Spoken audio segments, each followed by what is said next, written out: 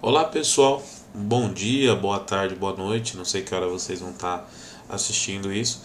Eu quero falar com vocês um pouquinho sobre a origem do sistema operacional Linux e um pouquinho sobre a história do Linux.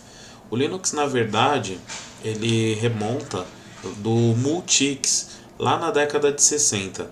O Multics, ele era um conceito muito adiante do seu tempo. Ele era um sistema operacional de tempo compartilhado, né, CTSS, ó, Compatible Time Sharing System, e o objetivo era que grandes centros, né, grandes empresas teriam grandes servidores, né, mainframes, e pessoas pudessem usar os recursos desses mainframes nos seus computadores.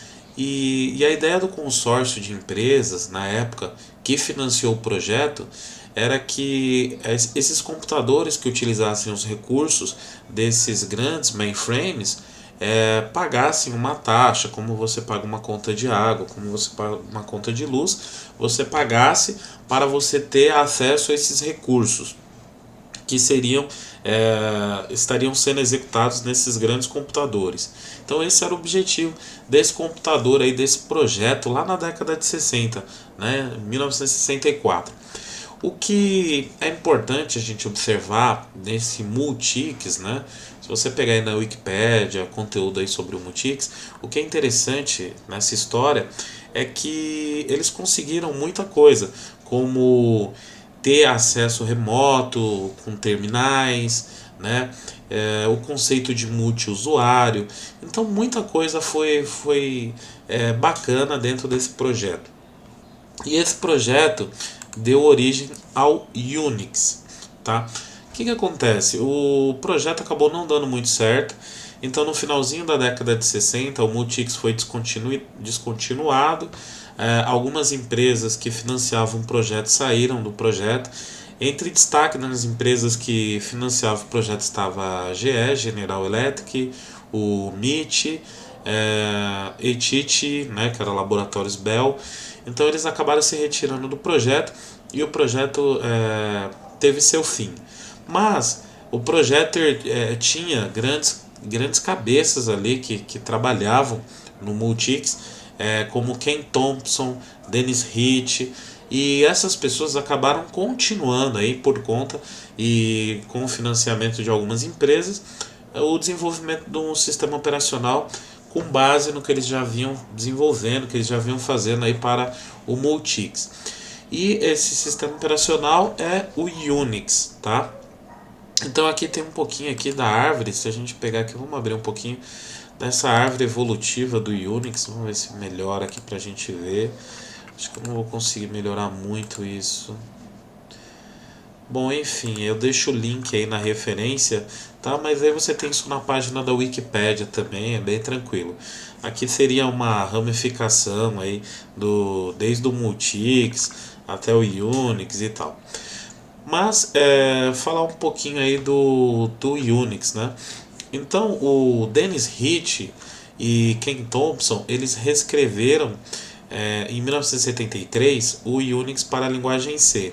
No começo aí, em 1969, o, o Unix ele era escrito em linguagem assembly, em linguagem aí de montagem. Mas quando chegou o ano de 73, o Dennis Ritchie e o Ken Thompson eles reescreveram usando a linguagem C. Por que isso é importante? Porque a linguagem C é a base que a gente tem aí nos sistemas GNU, no Linux, né? GNU Linux, que a gente vai entender um pouquinho esse conceito. Então é importante. Então a evolução começa. Multics aí na década de 60, alguns cabeças do Multics pegando o código que eles vinham trabalhando, desenvolvendo e passando a ser o Unix, né? E em 73 aí reescrevendo em C. Isso que marca bastante. Bom, o Unix ele é um sistema operacional proprietário, utilizado em mainframes, né? Então ele teve a sua história de glória, né? mas era um sistema operacional muito caro. E aí aconteceu algumas coisas interessantes aí no decorrer do tempo, depois da década de 70. Mas eu vou parar um pouquinho de falar aqui sobre Unix, né? E vou falar um pouquinho aqui sobre o GNU.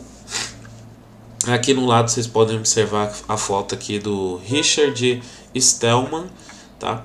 E o GNU, ele tem o seu desenvolvimento iniciando aí em 1984, quando o Richard Stallman ele teve esse desejo de criar um sistema operacional que fosse livre no contexto de você poder visualizar como o sistema funcionava, ver o código-fonte, né, o código escrito desse sistema, fazer modificações nesse sistema. Então, o Richard Stallman ele teve esse deslumbre e aí em 1984 ele começou a criar esse sistema operacional com o objetivo de ser completamente livre. E ele colocou o nome desse sistema operacional de GNU. Por quê? Porque GNU ele seria compatível com o Unix, que era esse sistema operacional proprietário que estava rodando em servidores, e porém não seria um Unix. Então daí que vem o GNU, que seria GNU is not Unix, né? GNU não é um Unix, né? Ele começou a desenvolver esse sistema, GNU is not Unix, né? Em português, GNU não é Unix. Ele começou a desenvolver esse sistema, convidou várias pessoas aí dos grupos hackers a participarem, a consolidar esse sistema operacional. Mas para que regulamentasse isso, para que tivesse uma base sólida para o desenvolvimento do GNU, era necessário ter um respaldo, ter uma fundação. Daí que vem a FSF, que é a Free Software Foundation, ou Fundação do Software Livre. Então, em 1985, a fundação ela começa, né? Ela foi fundada em 4 de outubro de 1985, um ano depois dele ter essa ideia aí do projeto GNU, e ele começou essa fundação. Então a fundação ela vinha proteger também o direito do software. Quando você escrevia um software para esse software rodar no GNU, esse software ele teria que ser um software livre. Para isso você tinha um termo legal, né, legal que eu digo dentro da legalidade, né? E esse termo legal ele dizia que você teria que tornar o seu software com algumas liberdades, né? A gente considera e sempre fala de 4 liberdades básicas, né? Que é usar, visualizar como o sistema funciona, modificar, adaptar, distribuir. Então, basicamente a gente fala de 4 liberdades básicas aí dentro desse conceito, que seria a GPL, tá? A licença GPL. Vamos abrir aqui a referência para a gente falar da licença GPL.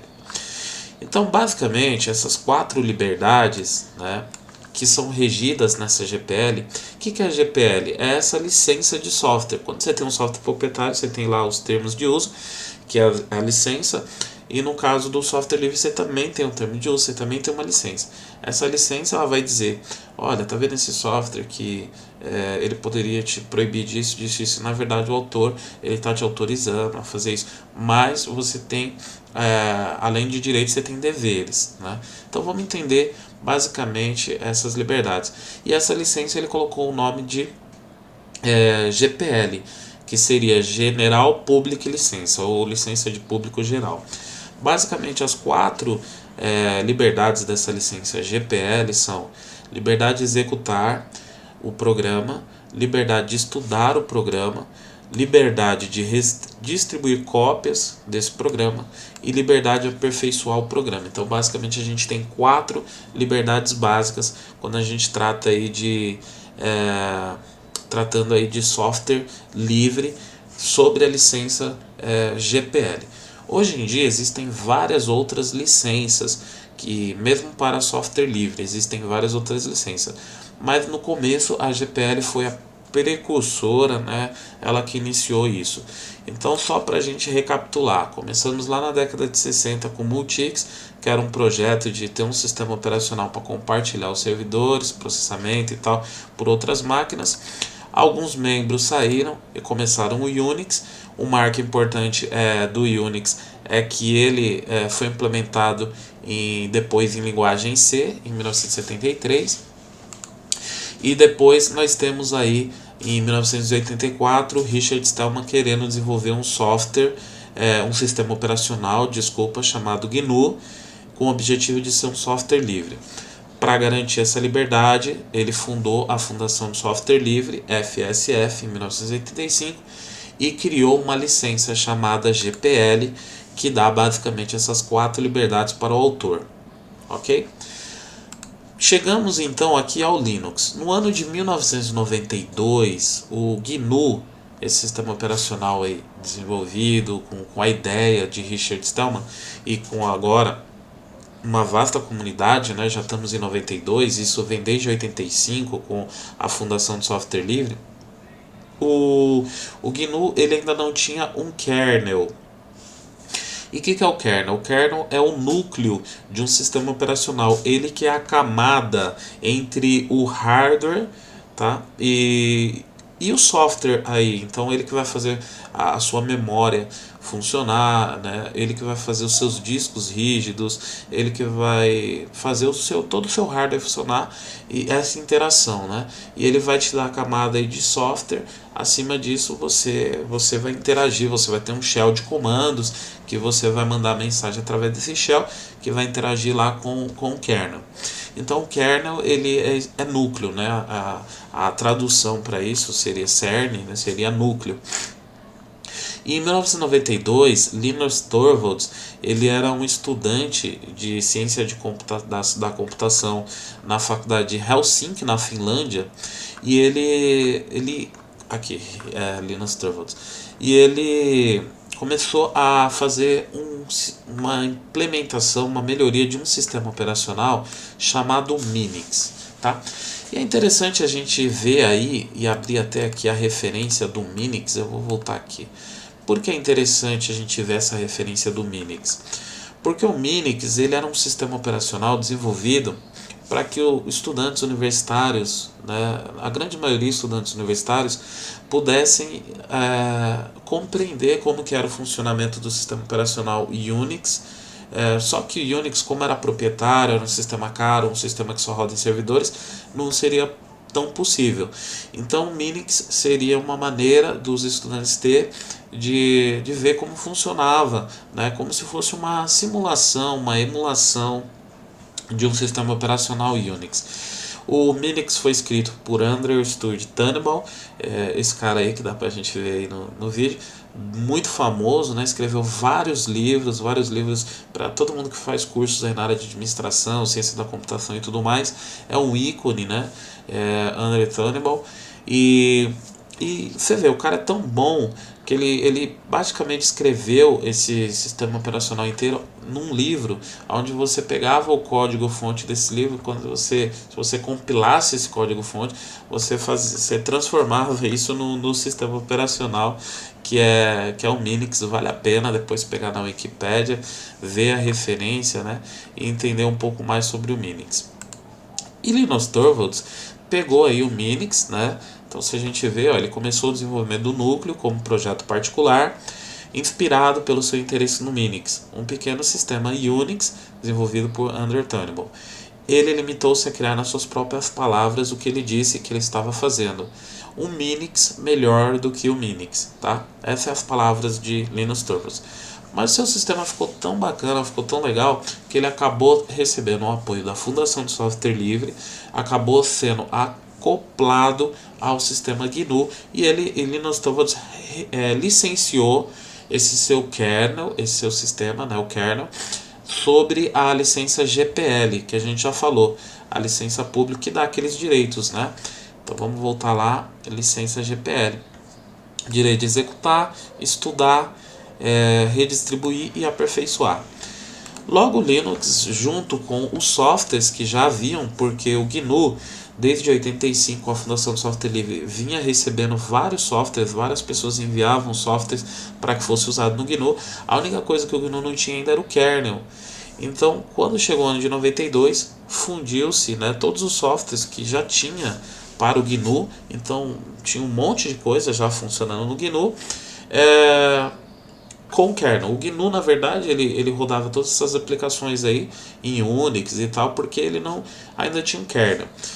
E aí, com a adoção do kernel do Linux, passou-se então a se chamar GNU Linux, assim por dizer. Mas Linus Torvalds ele nunca se preocupou com isso, com o nome que ia chamar, se chamasse de GNU Linux ou Linux. Ele sempre se divertiu programando, desenvolvendo. Você vai ver muito vídeo dele na internet, aonde ele coloca que não importa como você chame, desde que você utilize e goste por uma questão técnica e tudo mais.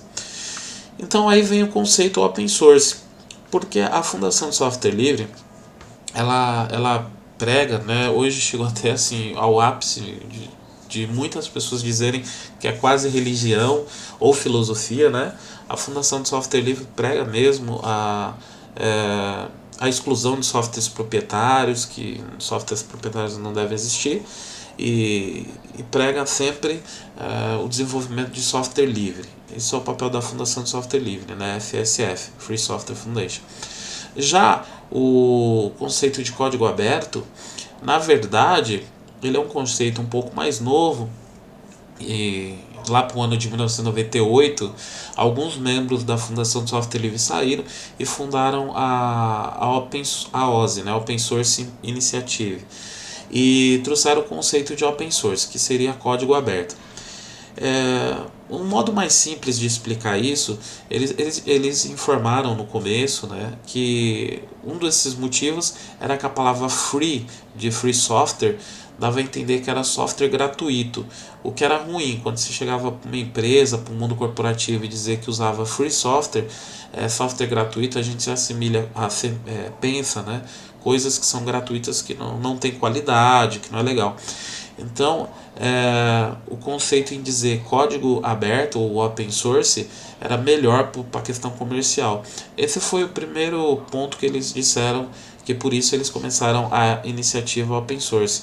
Então, se a gente até ler aqui, código aberto ou open source em inglês, é um modelo de desenvolvimento que promove um licenciamento livre para o design ou esquematização de um produto, dando a possibilidade para qualquer um consulte, examine ou modifique o seu produto. O termo código aberto foi popularizado pela OSI, né, a iniciativa do open source que eu disse para vocês, e se difere de um software livre por não respeitar as 4 liberdades essenciais definidas pela Fundação de Software Livre. Então, o que isso quer dizer? É que pode ser considerado open source um software que você tem o código-fonte, acesso ao código-fonte, mesmo que você não possa modificar isso. Então, por exemplo, aqui eu estou vendo essa página, se eu for lá e ver o código-fonte da página, né, e visualizar o código-fonte de como essa página foi feita, beleza, eu estou vendo o código-fonte. Eu não estou achando aqui a ferramenta de desenvolvedor, se eu não me engano, para ver o código-fonte, ferramenta de desenvolvedor. Tá, estou vendo ali o código-fonte, mas eu não posso fazer as alterações porque eu não estou no servidor, eu não tenho acesso a esse servidor, eu não posso alterar. Tudo que eu posso ver é ver o código-fonte. Para a Fundação de Software Livre isso não é legal porque você só está vendo o código, mas você não tem aquelas liberdades, você não tem a liberdade de modificar e de redistribuir.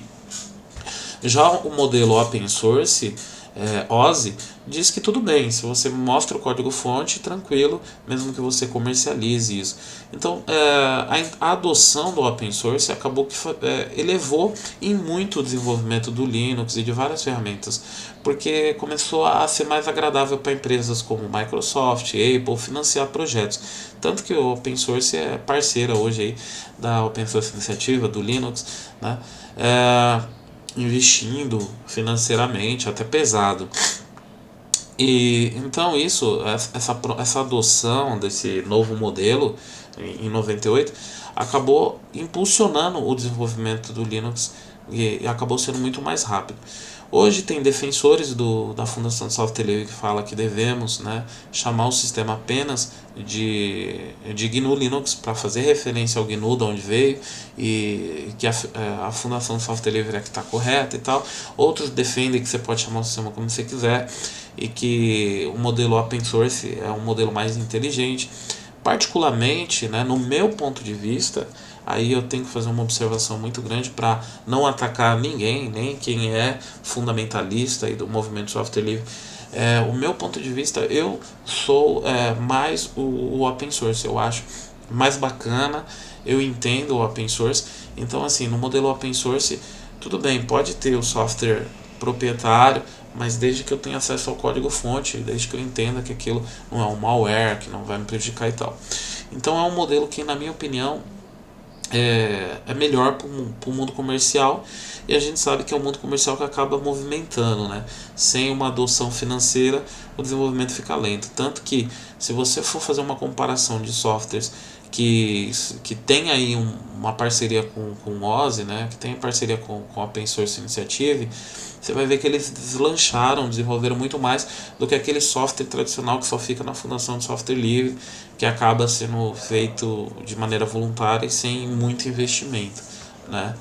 Então, enfim, particularmente eu curto mais o modelo de código aberto, mas todo o software livre ele é open source, porque todo software livre, dentro das liberdades, né, que a gente já viu, você tem que ter a liberdade de estudar, então você tem que ver como que é o código fonte. A partir do momento que você tem que ver como é o código fonte, então todo software livre é open source. Já não podemos dizer o inverso, né? Não é todo open source, né, que vai ser software livre. Por quê? Porque open source você vê o código fonte, mas você pode não ter a liberdade de redistribuir ou redistribuir, né, ou aperfeiçoar esse código fonte. Bom, pessoal, espero que tenham curtido. Essa é o primeiro vídeo aí do módulo 1, para a gente começar a entender esse movimento, né? E até o próximo vídeo, a gente vai falar um pouquinho mais aí sobre distribuições de Linux, kernel, algumas coisas a mais sobre isso. Espero que tenham curtido. Até o próximo vídeo. Vamos que vamos.